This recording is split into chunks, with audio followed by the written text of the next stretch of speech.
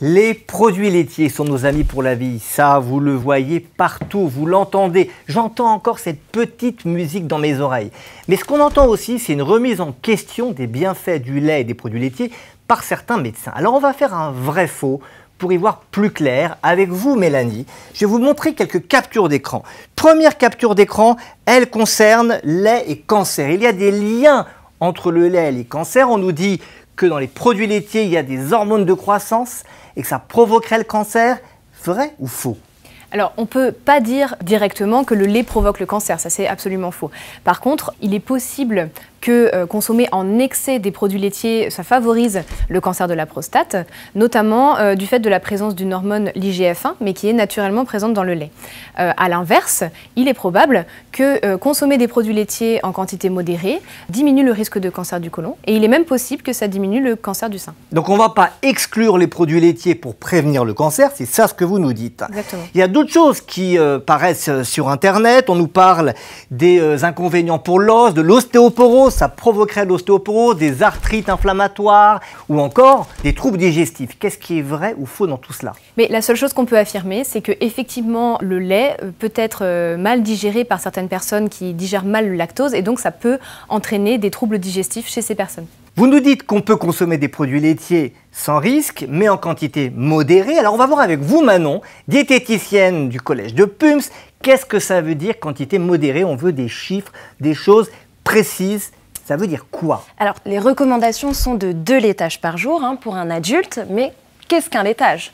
Un laitage, c'est environ 150 ml de lait, donc ce qui correspond à une tasse à peu près.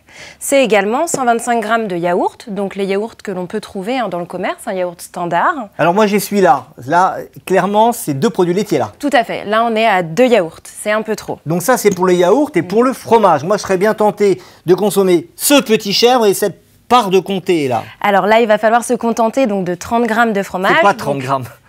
Cela correspond à 30 C'est g un de échantillon de fromage. Oui, tout est relatif, mais voilà, ce sont les recommandations. En tout cas, il a l'air très bon.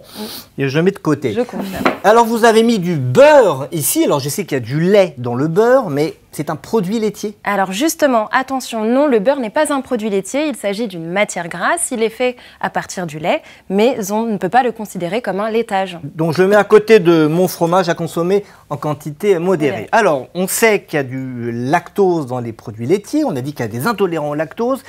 Que peut-on proposer aux intolérants au lactose qui ont donc un inconfort digestif avec le lait? Oui, moi ce que je conseillerais, c'est plutôt d'orienter ses choix vers du yaourt ou alors le fromage.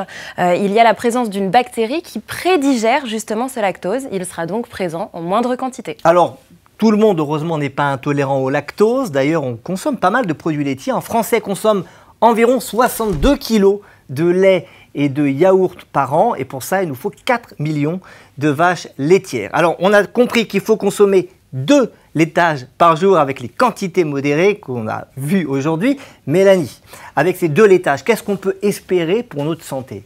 Alors, les laitages, c'est des sources vraiment très intéressantes de calcium et de protéines de bonne qualité.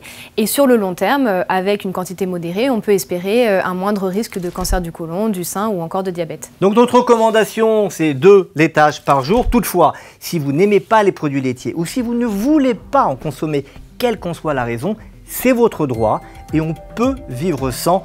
On aura l'occasion d'en reparler.